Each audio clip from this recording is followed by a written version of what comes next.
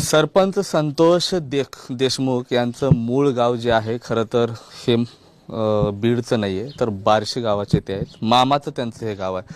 पहिल्यांदा या घरामध्ये आलोय, 12 दिवसानंतर आज इथं आलोय. ही परिस्थिती आहे. खरं तर 3 वर्ष 3 वेळा सत्तेमध्ये असताना देखील एका सरपंचाचं घर असू शकतं आणि खास करून तेही बीड जिल्ह्यातलं, याचं कोणावरही विश्वास बसणार नाही. हे ताडपत्री लावलेली आहे. अक्षरशः पावसाळ्यात हे घर गळतं.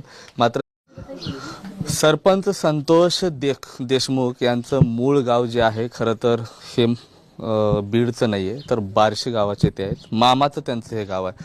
पहिल्यांदा या घरामध्ये आलोय, 12 दिवसानंतर आज इथं आलोय. ही परिस्थिती आहे. खरं तर 3 वर्ष 3 वेळा सत्तेमध्ये असताना देखील एका सरपंचाचं घर असू शकतं आणि खास करून तेही बीड जिल्ह्यातलं, याचं कोणावरही विश्वास बसणार नाही. हे ताडपत्री लावलेली आहे. अक्षरशः पावसाळ्यात हे घर गळतं. मात्र